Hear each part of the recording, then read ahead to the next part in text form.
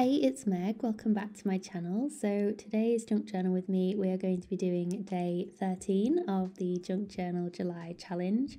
Over in the collaboration, we have Kaylee, who is the owner of Get Messy, and she will be sharing her take on today's prompt. So check it out. The link will be down below in the description as always. So today's prompt is details, and I thought we could maybe chat about 5 different ways that you can use details in your journal. So hopefully this gives you some inspiration for working on your prompt today, or even just generally in your junk journal. So the first idea is to use texture. So you'll see me here putting some coffee staining on this tissue paper and then adding it as a background element. So whether it's tissue paper or even fabrics, lace, ribbons, crumpled up papers, things like that, these can all add lovely details to your backgrounds or just as different ways to add interest. You could even use different papers. So in my journal I've been using vellum and tracing paper, and creating those layers just adds to the different details that you have on your page. So you could use it maybe as a border element, or you could use it on a pocket, but there's just different ways that you can add texture that adds detail that is not even part of the focal image, but it's just a way to build up your background and add lots of interest. Another way that I like to add details to my journal pages is to add stamps or stenciling to add patterns and designs to my page. So you'll see here I'm just using a stamp and using it in a cluster almost across different elements of my pages. So I tend to like to use them on the edges and not even stamping the whole stamp, but having it half off the page just to give that hint of something being there. And it builds up some details. So you could use it to create backgrounds, you could use it to create borders. You could also create different shapes and patterns on your pages, even for journaling cards. There's so many different ways that you can use your stencils or your stamps to add different textures and details.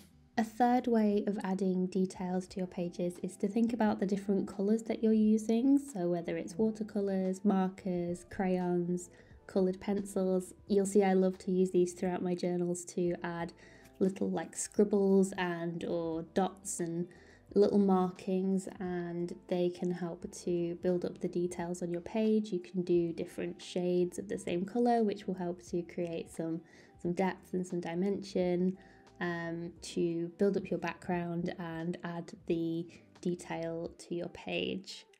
Another way you can also add detail is to use your handwriting. Now I know lots of people don't always like their handwriting, but it does add a more personal touch to your pages. So you can use different fonts or styles of handwriting that create variety and interest in your pages. For example, cursive or faux calligraphy. And if you don't like using your handwriting, then alternatives could be using cut-out letters, it could be using a typewriter, it could be even just printing things out and cutting out the letters. Doing block lettering. There's loads of different ways that the detail can be added just through the way that you use different fonts and different lettering on a page. Using different pens as well can sort of change up the effect of how it looks on the page. I also like to add lots of different embellishments to my pages that all add details. So you'll see here I'm doing some stitching. This is probably one of my favorite ways to add details, and it's tactile as well, so it's really interesting to add on the side of a page. Or I also like to do little crisscrosses as well. Also adding things like stickers and washi tape is another way to bring out more details on your pages. So you'll see in a second I've done a bit of a cluster of different washi tapes for my page, and it just helps to add a little bit of something to your page. I think with details, it's always about you see the page as a whole, and then when you zoom in on different areas, there's just lots of little extra bits of like visual interest, and it can be quite fun to build up those areas. So whether it's as your background or as more of an accent piece of your page, it's really fun to think about how we can use details in our journal pages.